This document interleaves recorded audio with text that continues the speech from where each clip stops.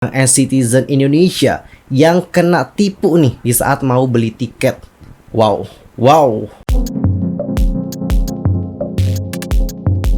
Halo semuanya teman-teman, I'm Sokim, selamat datang di channel YouTube aku. Nah guys, gimana kabarnya hari ini buat kalian yang nonton? Apakah lagi dalam kondisi yang baik-baik aja, lagi sedih atau lagi galau? Apapun itu, keep fighting, don't give up, cheer up baby. Nah teman-teman, untuk hari ini kita itu akan ngebahas tentang apa sih yang lagi rame banget diperbincangkan oleh para netizen. Tapi teman-teman, boleh nggak sih sebelum itu aku minta satu permintaan aja dari kalian? Aku di sini cuma minta subscribe doang, dan jangan lupa juga nih buat like, comment, and share video ini ya. Thank you so much teman-teman. Dan langsung saja kita mulai dari topik yang pertama. Ini adalah tentang secret number. Jadi teman-teman tahu nggak sih tentang akun yang SM Predict? Ya, buat para penggemar secret number pasti nggak asing lagi dong dengan akun yang satu ini. Nah, untuk akun SM Predict itu kerap kali memprediksi tentang secret number. Tapi sebenarnya dia itu kayak bukan memprediksi sih, lebih ke spilty lebih tepatnya. Karena teman-teman yang namanya prediksi atau peramalan nggak mungkin lah ya bisa se-exactly kayak gitu. Ini loh akun secret number Predict ini loh. Dia udah mau prediksi tentang ada member yang keluar, ada member yang ditambahkan, sampai judul lagu aja diprediksi sama dia. Wah, kayak heran juga ya. Siapa sih di balik akun SM Predict ini? Apakah ini orang dalam, salseng, atau bagaimana nih? Ada yang punya opini? Entar langsung aja komen di kolom komentar. Dan untuk akun SM Predict itu sudah men-tweet tentang salah satu hal yang cukup menghebohkan di kalangan para penggemar. Prediksi 2 member secret number dating. Oke, dapat kalian baca, 2 member secret number dating ditambahin hashtag prediksi.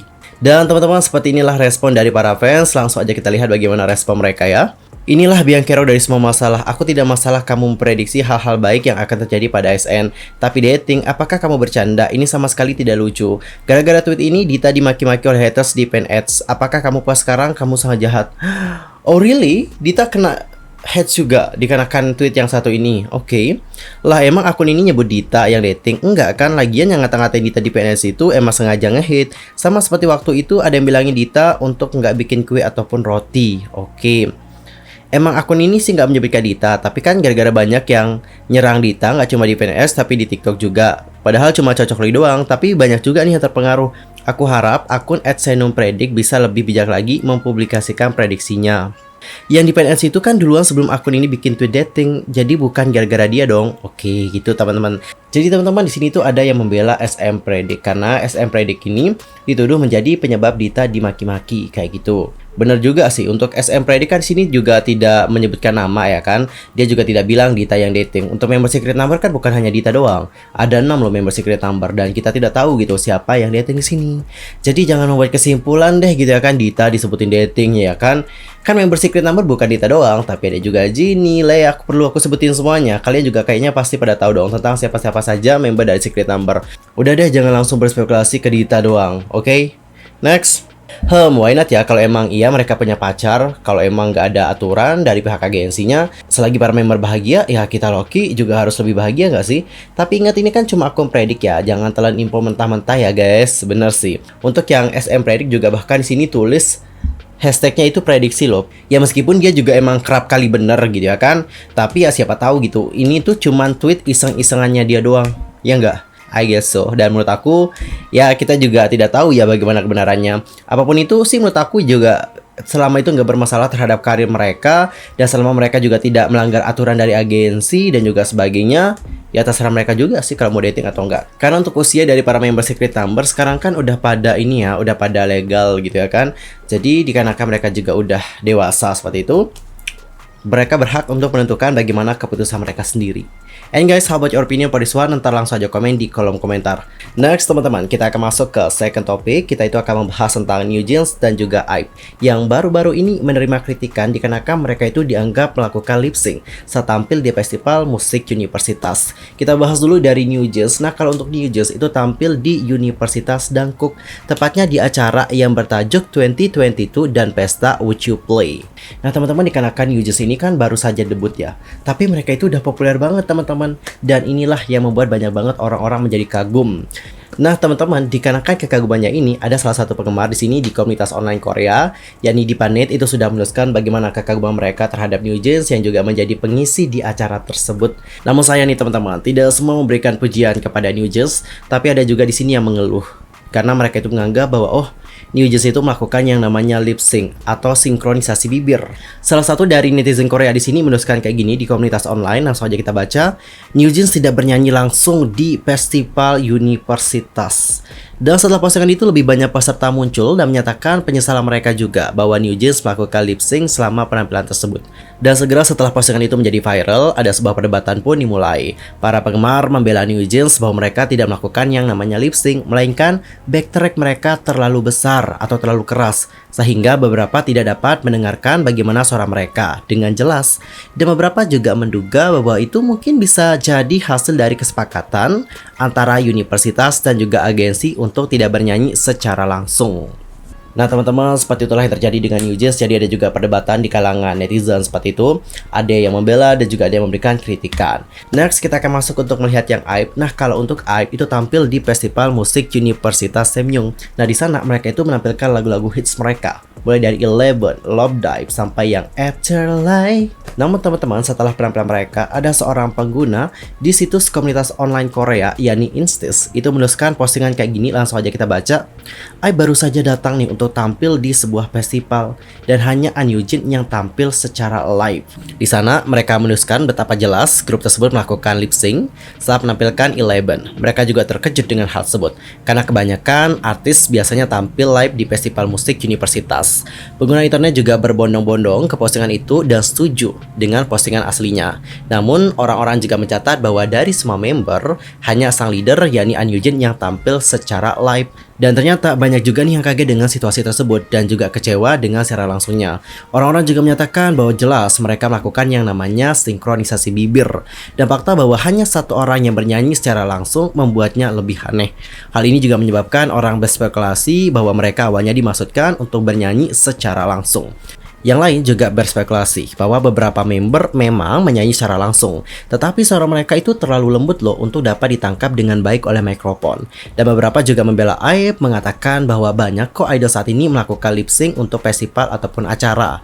Waduh. Dan teman-teman, seperti yang aku lihat kemarin, bukan hanya An Yujin doang sih yang nyanyi secara live, tapi aku kan kemarin pernah denger ya, soalnya mampir di TikTok ya kan, ada tuh lewat di TikTok gitu, dan itu adalah bentuk yang sudah kayak di remove gitu loh yang backtracknya. Dan seperti yang aku lihat kemarin sih, bukan hanya An Yujin doang sih yang tampil secara live, tapi juga Liz itu menyanyi langsung. Liso juga suaranya keluar, tapi suaranya emang agak terlalu lembut gitu loh teman-teman. Habis itu ada juga Ray juga nyanyi secara langsung, kayak gitu teman-teman. Itu yang aku lihat kemarin. Dan sebenarnya untuk Wonyoung ya, bukan dia nggak bisa nyanyi sih teman-teman, bisa banget tuh dia nyanyi. Buat yang udah nonton Produce 48 pasti udah tahu banget gimana suara dari Wonyoung. Jadi karena Wonyoung ini kan disuruh untuk menyanyi secara lembut banget teman-teman ya. Pas dia ngeluarin suaranya itu ketutup sama yang audio aslinya, ngerti nggak? Kan kebanyakan kalau artis tampil untuk sekarang ini kebanyakan pakai AR namanya kan, all record, yang artinya adalah nggak hanya musiknya doang, tapi ada juga suara asli dari penyanyi tersebut. Kalian punya file MP3 untuk lagu-lagu dari grup K-pop? Nah, seperti itulah yang namanya all record, seperti yang aku tahu. Ntar koreksi ya seandainya kalau aku salah. Untuk Wonyoung itu dia nyanyi teman-teman, tapi dikarenakan teknik vokal yang digunakan itu lebih lembut gitu ya kan. Jadi suara dia itu kayak kecil gitu loh. Nah, itu yang aku lihat.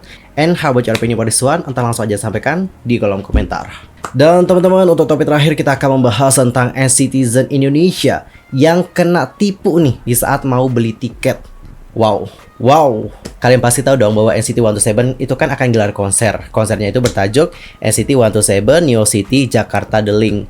Aduh, penggemar tuh pasti bahagia dong ya untuk menyambut konser dari NCT, apalagi NCTzen Indonesia. Itu kan super banyak banget teman-teman. Jadi pas saat tiketnya dibuka untuk dijual, perjuangan penggemar untuk mendapatkan tiketnya itu benar-benar sulit teman-teman, serius. War tiketnya itu kayak sengit banget. Tapi teman-teman, ada yang lebih nyesek ketimbang kita itu kalah war tiket. Yang ini tuh kena tipu. Jadi pada tanggal 22 September yang lalu nih, ada penggemar NCT 127 di Indonesia itu dibuat heboh dengan kabar dari seorang penggemar. Kita sebut saja penggemar ini dengan nama B. Jadi penggemar B ini ditipu saat ingin membeli tiket dari penggemar lain. Oke, untuk penggemar lainnya ini kita sebut saja sebagai A. Jadi B ini ketipu sama A. Dan diketahui bahwa B itu akan beli tiket kategori 1 untuk konser NCT 127 di Jakarta dari A sebanyak 4 tiket. Dicatat 4 tiket yang akan dibeli. Dan diketahui bahwa tiket kategori 1 dibanderol dengan harga 2.970.000. Ya hampir 3 juta lah teman-teman ya. Dan melalui A yang menjual tiket tangan kedua meletakkan harga 3,6 juta rupiah untuk masing-masing tiket. Dan dibeli nih seluruhnya teman-teman oleh si B ini. Dan kalian tahu berapa jumlahnya? Jadi 3,6 juta dikali 4, jumlahnya itu mencapai 14.400.000. Amazing ya. Dan mungkin ini kayaknya juga dibeli sama temen deh. Dia bukan sendiri doang sih yang beli tiket ini. Ya masa 4 untuk dia sendiri, kayaknya enggak sih. Itu emang sama temen juga sih, temennya juga mau nonton. Ya jadi ya udah nitip beli gitu. Dan teman-teman setelah uangnya juga ditransfer, ya tentu dong kita juga mau dong tiketnya karena kan kita udah bayar. Jadi kita di sini minta yang namanya tiket. Tapi nih teman-teman ya, saat diminta untuk mengirimkan etiket konsernya, ini sebab dalih aku lagi di perjalanan nih kayak gitu. Oke. Dipahami lah gitu ya kan sama si B gitu. Dan setelah menyatakan dirinya tiba di lokasi tujuan, A ini sama sekali nggak bales dong pesan dari si B. Dan bahkan teman-teman, Twitter dari si A ini hilang tanpa jejak. Jadi karena kasus ini, karena dia juga udah ditipu gitu ya kan, dia pun terpaksa di sini untuk menyebarkan informasi pribadi dari si A dengan menyebarkan KTP-nya. Nah, ya kan? Dan teman-teman, aku udah ngikutin kasusnya ya kan, dan di sini ada updatean terbaru dari orang yang ditipu. Kita tetap sensor aja ya namanya ya kan. Update guys, ketemu orangnya. Oke, ini orangnya lagi tanda tangan seperti itu. Orangnya tetap ngelak dan juga masih bisa ketawa ketiwi. Gila coy, ini 14.400.000, lu jangan ketawa deh dulu ya. Oke, balikin uang gue jadi orangnya kayak gitu sumpah. Ini 14 juta coy.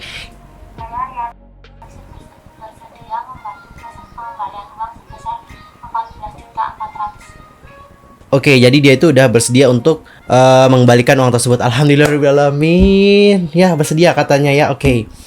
Aku baru dikirimin foto sama video sama temanku yang samperin ke rumahnya. Kronologi di sana aku belum tahu detail. Semoga kabar baik ya, amin. Maaf ya, aku bikin triknya berantakan. Jadi info dari temanku yang samperin ke rumahnya, dia itu nggak ngaku kalau dia pelakunya. Katanya rekeningnya itu baru dibikin kemarin sama si Ek.